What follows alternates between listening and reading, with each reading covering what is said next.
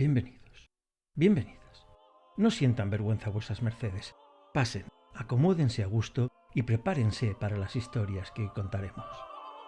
Veo algunas caras nuevas, así que les recuerdo que en este recinto conviene estar lo más en silencio posible, para no perturbar a los espíritus que habitan las leyendas. Y más en esta ocasión, en la que trataremos con personajes muy viejos y temperamentales como son los reyes de antaño. ¿Comenzamos?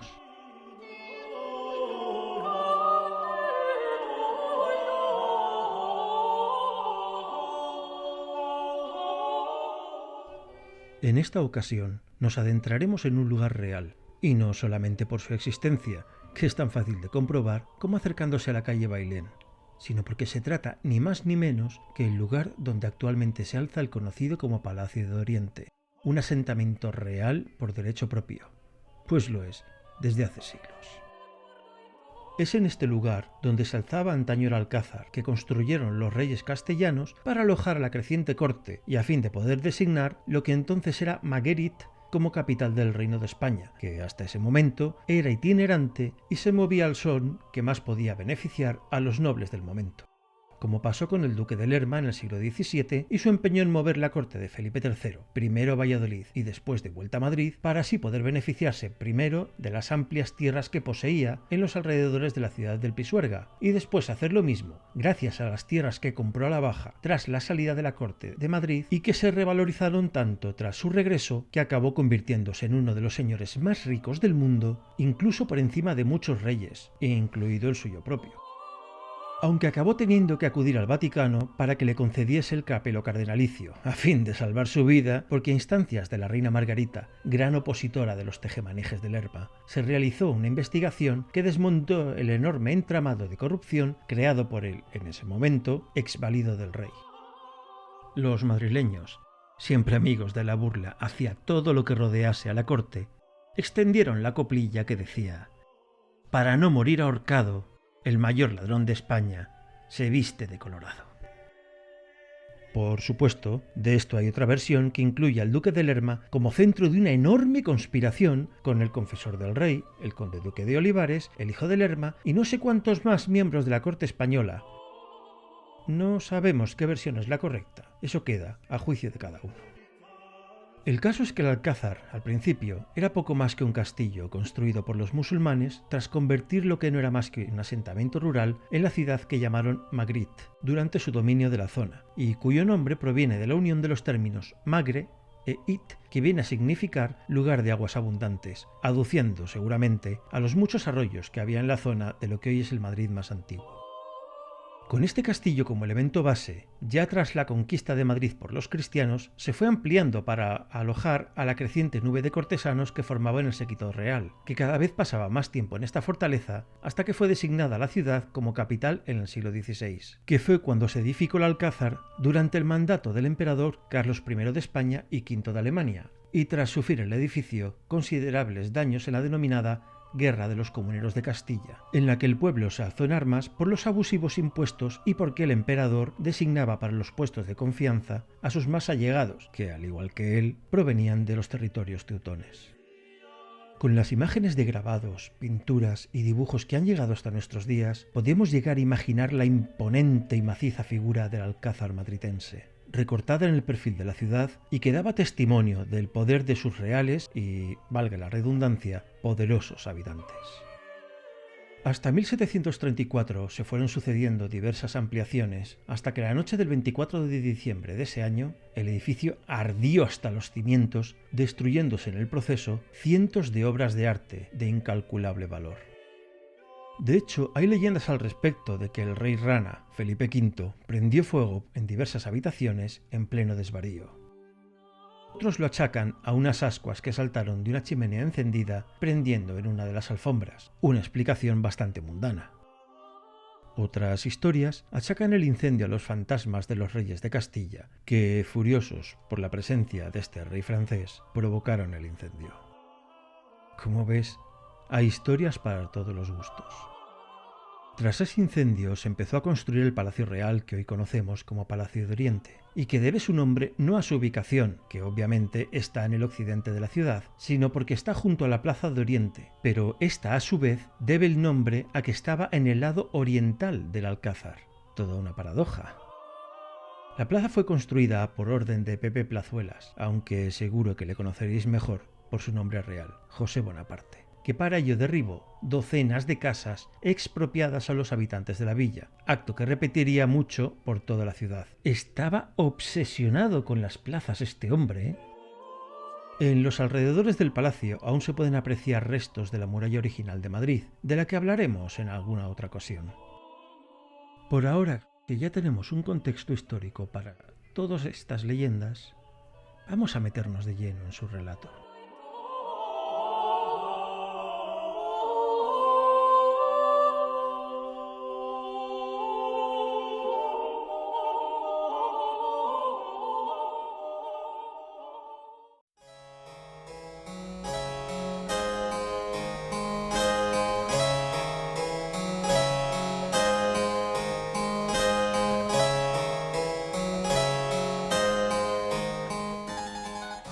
La primera de las historias nos lleva hasta el siglo XVIII y la he titulado Los reales fantasmas del Palacio de Oriente.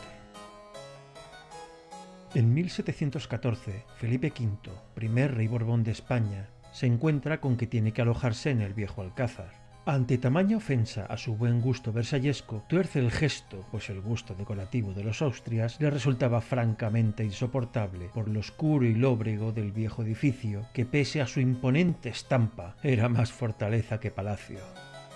Así que, «Esto no se le hace a un Borbón», debió pensar, pero en francés, por lo que el incendio le fue muy al pelo e inmediatamente dispuso que se construyese un palacio moderno y al gusto versallesco.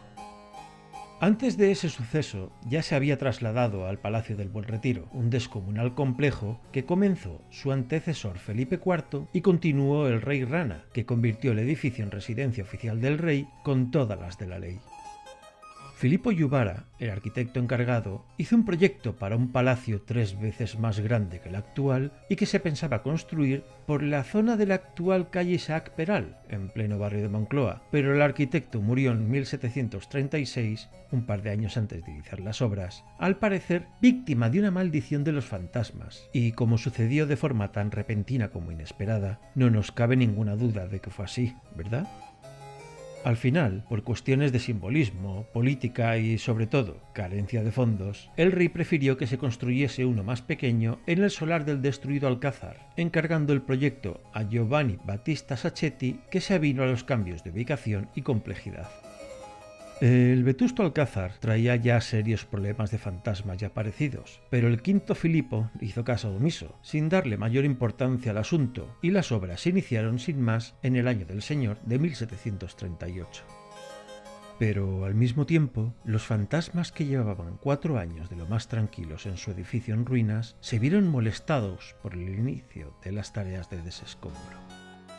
Primero fue un pobre capataz, quien presa de violentos espasmos y tras ser tranquilizado, no sin esfuerzo por su cuadrilla, contó que había visto junto a la denominada muralla del Campo del Moro, paralela a la Cuesta de San Vicente, con voz entrecortada y sin apenas resuello: «Allá abajo, en la muralla del río, unos demonios con túnicas blancas. Válgame Dios, si hasta se les veían los cuernos y el rabo». La cosa se achacó en un principio a un golpe de calor o al abuso del licor de Baco. Conviene añadir que para el cristiano pueblo de Madrid el Campo del Moro era de infausto recuerdo, ya que en lo que hasta 1109 era la Almuzara, lo que viene a ser un lugar de paseo y recreo en las afueras, se aposentó el califa almorávide Ali ibn Yusuf ibn Tashufin, espero haberlo pronunciado bien, cuando trató de reconquistar Madrid tras perder Toledo y desde allí asedió la ciudad, aunque tuvo que retirarse a los pocos días ya que una epidemia de peste arrasó sus tropas. No pasaría un siglo entero cuando en 1198 otro intento de reconquistar la ciudad dio con otro ejército musulmán, esta vez a las órdenes del califa almohade Abu Yusuf Yubuk al-Mansur, acampado en el mismo lugar, aunque este se quedó en un mero acercamiento, ya que entonces había mejorado mucho la muralla y la defensa de la propia ciudad. Desde entonces no era del gusto de los moradores de la ciudad acercarse a esos parajes, que quedaron impregnados de una mezcla de lugar embrujado por la muerte de tanta gente y por la presencia de los herejes musulmanes en el lugar, con lo que para las mentes de la época suponía todo eso. Pero volviendo a las obras del nuevo palacio, la cosa se puso seria cuando días más tarde, dos canteros abandonados aterrados su tajo, gritando que habían visto a los demonios del capataz. Poco después cayó un albañil de forma inexplicable de un andamio y algunos compañeros afirmaron haber visto una sombra sobrevolar el andamio y empujarle. En ese momento, y como quiera que los obreros amenazaban con huir en desbandada, hubo que recurrir a los buenos oficios de los frailes que, tras rociar a los obreros con agua bendita, les regalaron toda clase de medallas, escapularios, estampas y crucifijos. Y de esta guisa equipado, además de con los útiles típicos del oficio, retornaron al Tajo. No se repitieron unos sucesos tan llamativos, pero sí infinidad de circunstancias extrañas que retrasaron exageradamente la obra. ¿Eran ciertas esas historias? ¿O se debía todo a un sabotaje premeditado por parte de rivales de los arquitectos o de los válidos del rey, responsables de las obras y que quedaban en mal lugar por los continuados retrasos? Como quiera que fuese la cosa, el asunto es que el palacio no se pudo habitar hasta el año 1764, habiendo fallecido ya Felipe V y su sucesor Fernando VI, que en cuanto a locura también tenía lo suyo, pues era sabida la costumbre de morder a toda persona que se le ponía delante, además de creerse un fantasma. Ya veis, Felipe V, poco dado a las historias de encantamientos y fantasías, acabó por rendirse y reconocer que una suerte de maldición había caído sobre las obras de palacio. Y más aún reconoció cuando surgió el asunto de las estatuas, pero esa ya es otra historia.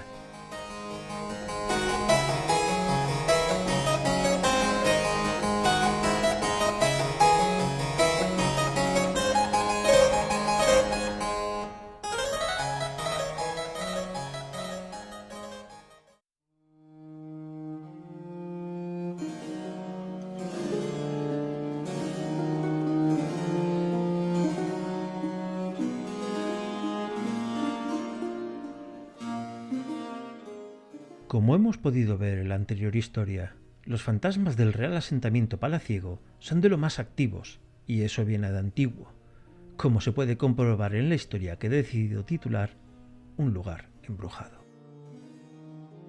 Cuando Madrid aún era moro, las largas y oscuras noches de invierno, al amor de la lumbre, eran el momento ideal para contar y comentar que había una zona en la entonces pequeña ciudad donde se producían hechos sobrenaturales, donde se refugiaban espectros y duendes, donde se producían apariciones y encantamientos, donde se oían gritos lastimeros en las noches iluminadas con negrura. Un lugar donde nadie se atrevía a pasar cuando caía el sol y donde, como colofón, acabó apareciendo milagrosamente la patrona de Madrid, Nuestra Señora de la Almudena. El sitio no es otro que la cornisa natural del terreno que va desde la cuesta de San Vicente hasta San Francisco, a cuyo corte se asoma el Palacio de Oriente y la Catedral de la Almudena. El lugar tenía algo mágico. Estaba encantado, según las tradiciones de nuestros antiguos, y lo más seguro es que lo siga teniendo y continúe encantado.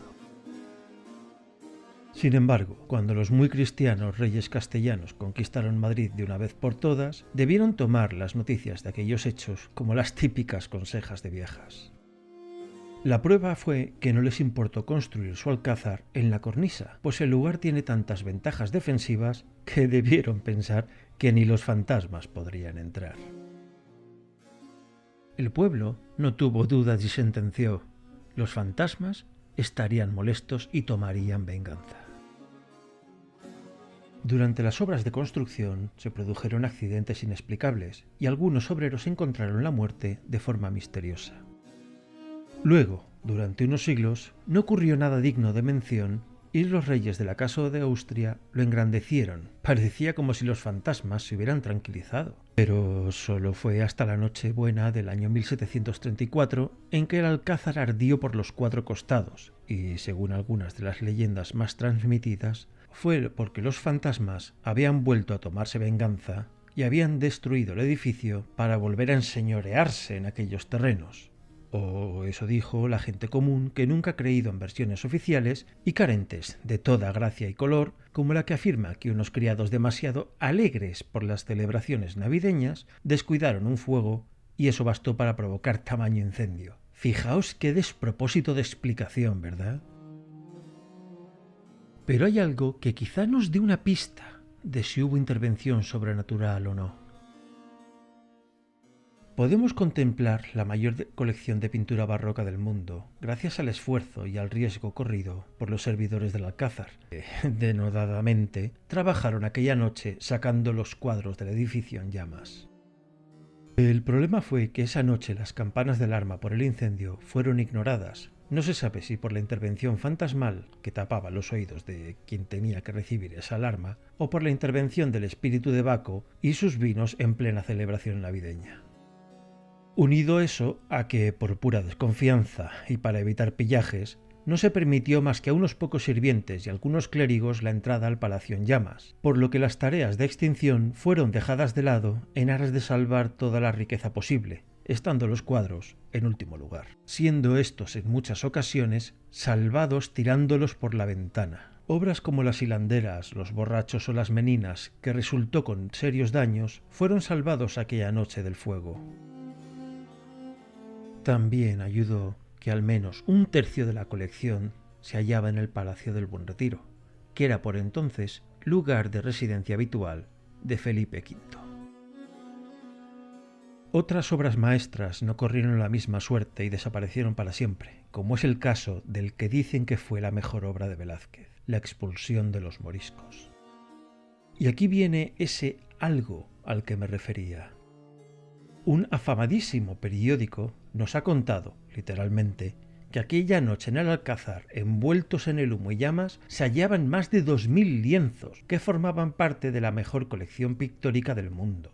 A continuación afirma que hasta 500 lienzos desaparecieron para siempre, para concluir que 1038 obras de arte fueron salvadas del incendio. Siendo exactas como son estas cifras, pues es conocida la precisión y la exactitud de este afamadísimo periódico, que de hecho nunca rectifica una noticia, faltaría más. Y a la vista de ellas, pues valga la redundancia, a la vista de todo el mundo están actualmente, ¿queda alguna duda sobre la intervención de una mano fantasmal? Está clarísimo que los fantasmas protegieron a los esforzados sirvientes, ya que su disputa era con el rey rana y no con los criados, quedándose las obras faltantes a modo de pago por su amabilidad. O quizás desaparecieron de otra forma y aún hoy en día están en la pared de algún coleccionista anónimo que habrá pagado buenos millones para tener esas obras para su uso y disfrute. El caso es que los fantasmas de palacio son extraordinariamente inquietos y si hoy en día no se oye apenas sobre ellos es debido a que no hay intrusos viviendo en el edificio en cuyas salas pueden pasearse tranquilos por las noches, dado que es solo de día y público, ya que ahora es un museo que podemos visitar.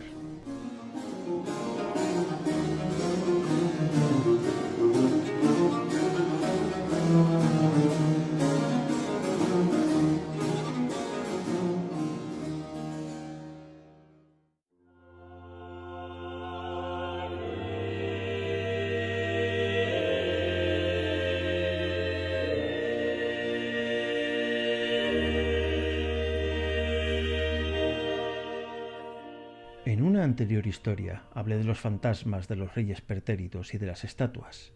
Bien, es hora de la historia que he titulado Las estatuas de palacio. En el nuevo palacio que Felipe V ordenó construir tras el incendio de 1734, estaba previsto situar en la balaustrada que corona el palacio y en la primera planta cerca de 100 estatuas que representasen a los reyes españoles desde el godo Ataulfo hasta el propio Felipe V. También se planeaba la presencia de 4 emperadores romanos y 2 reyes de los indios americanos, o como se les decía en aquella época, reyezuelos. ¡Ay! La soberbia del Imperio español. Siendo estos Moctezuma y Atahualpa. que, como actualmente sabemos, de reyezuelos no tenían absolutamente nada.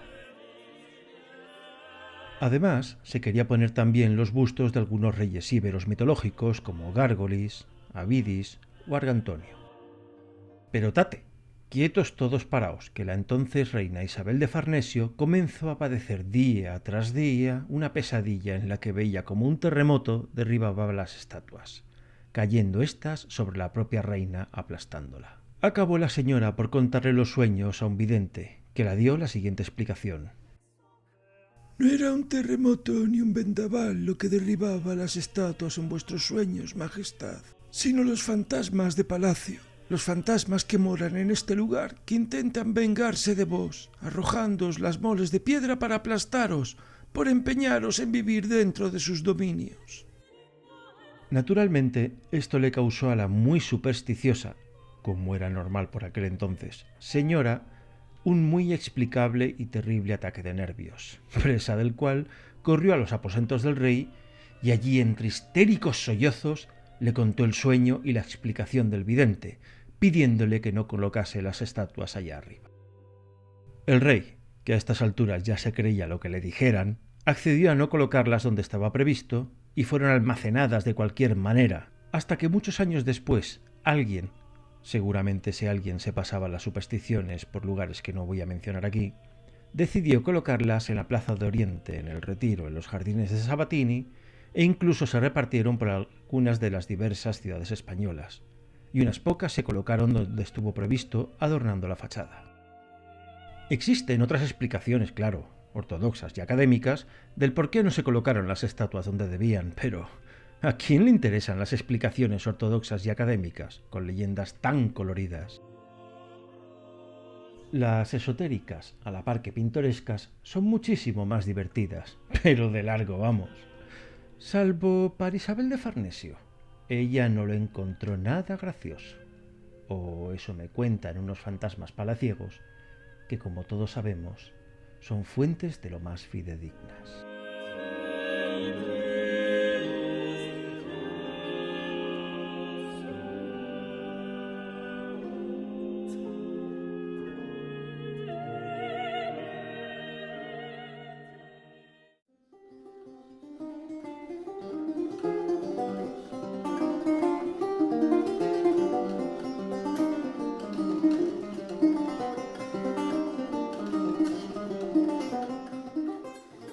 Hasta aquí las coloridas y desopilantes aventuras de los fantasmas palaciegos.